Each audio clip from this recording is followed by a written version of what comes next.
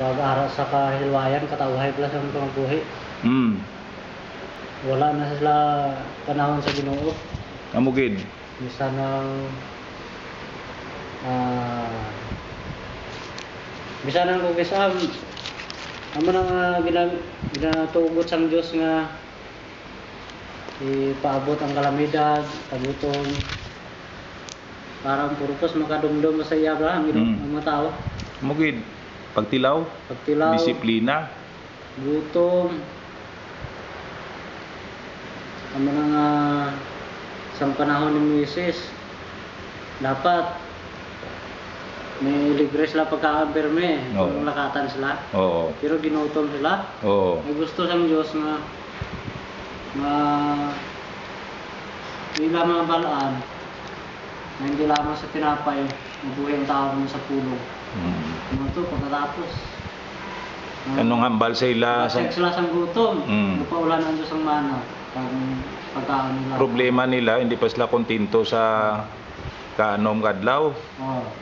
Madubli pang ila bira-bira pag sila sunod sa Domingo. Ano na, ikapit, ano na?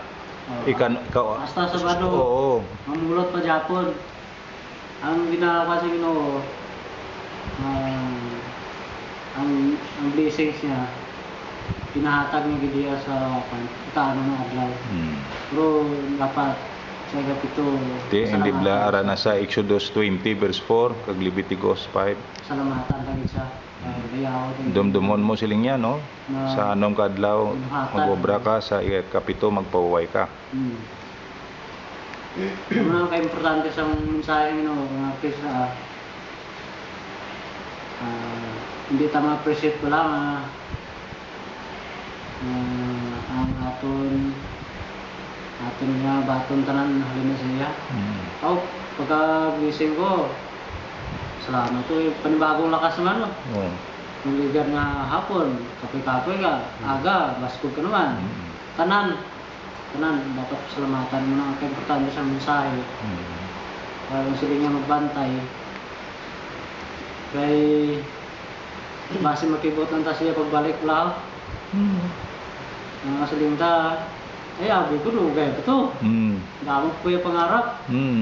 Ito pwede ganoon, ito dapat pangarap, pero sa nga panahon, mga sila nga, kung hindi ka magbantay, wala kang panahon siya.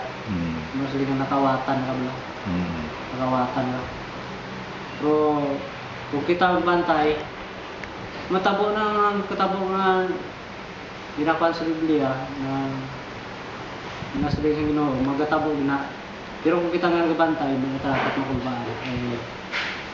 Kay kakampi tang Ginoo. Kaga-promisa man siya sa tunga sang katalagman ara gid pirmi ang Ginoo. Di gid kita pagpabayaan. Of course may mga Kristiyano, for example sa Hebrews 11, faith chapter. Pila man na yan kagatos or libo nga mga Kristiyano nagkalamatay man kay gin-persecute sila, martyrs to sila, gintugtan man sa Ginoo nga magkalamatay sila. Agi sa kamot sa mga soldado. Kaya to sa mga panahon paghasik pa lang sa binhin. Paghasik. Pero ining panahon na uli, hindi nila delikado kami mga Kristiyano kaya kamo panghinga bitod. Pero ang ginawa salamat gid Leo, Alando. Mamati abi kita sang sharing reflection ni Leo or si Tisoy. Inubos na pastor ni Lando. Man, pero may paaman pa na. O kadamo naging say Lando. Pastor daw ubos na gid. Pero diin gito sa bersikulo nga daw gintandog kag ni Lord liwat. Kay kadamo man to ginambal sang Dios. Atong suguon kabla kung din ka makadto. Depende sa binuhatan nimo kung din ka isog ang suguon sang Dios. Kung maayo ka, hindi dito sa langit. Kung malayo na mo binuhatan, hindi dito sa impyerno. Pero ang aton nga maayong buhat, halin man sa iya. Alin sa iya? Hindi man ta kahimo sang maayong buhat nga makapalangit kita kon hindi sa bugay sang Ginoo. Tanan nga butang nga maayo tungod sa bugay sang Ginoo. Kay ang siling man sa Biblia sa Ephesians chapter 1 nga wala pa matuga ang tanan, nakilala na ta sang Ginoo kag tawag ya kita ang mga Kristiyano para maghimo sang maayo nga mga butang kag maging balaan nga mga tawo. Bilang magbalaan miling ari kita sa kalibutan, pero ang aton panggawi kag pamatasan hindi na santo sa pangkalibutan nga batasan. May pagigugma gid diabla nga santo sa kamatuoran nga ginatudlo kag ginakabuhi ni Kristo. Ti sugod subong hipsan ta lang ni, hindi ko lang pag-record, hindi ka na mag-inom sa joke. Okay man gid. Thank you gid lana. Pero ang relasyon mo sa Ginoo kamo sang pamilya mo nagadalom man gid nga nagadalom. Sa ini sila gali mga Seventh-day Adventist nga member sang Idjal, no? Idjal Seventh-day Adventist Church sa Barangay Bakong, mga 3 kilometers away from Barangay Maaw, Bago City. Medyo bukid-bukid. Pero matutom ini sila nga mga tumuluo kay may mga talamnan sila, may construction job pa sila, nagabulig pa sila sa simbahan. Mga painubos-ibuson nga mga tinuga kag sumulunod ni Kristo. Makadto kita, thank you gid Leo, makadto kita kay Nono, kay Eddie. Medyo silaw-silaw ang background ni Eddie, sige lang.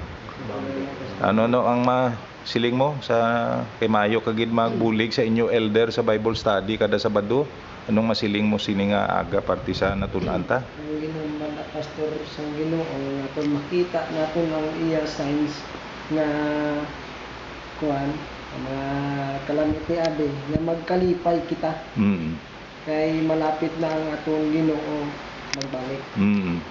Ang iba niya nahadlok tungod nga wala sila kahibalo kung wala sila kahibalo nga ang Ginoo lapit na gali magbalik sa sina nga panahon.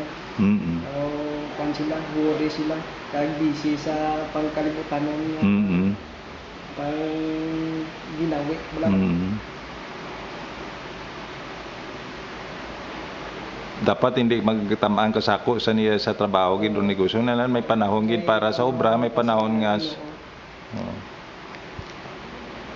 okay, wala ka na may dugang. Sige, may kahulat kali sa inyo nga mga dates nyo, no? Sa diinto ka mo ma-dates. Ha? Jan Bilakson? SM City? Okay.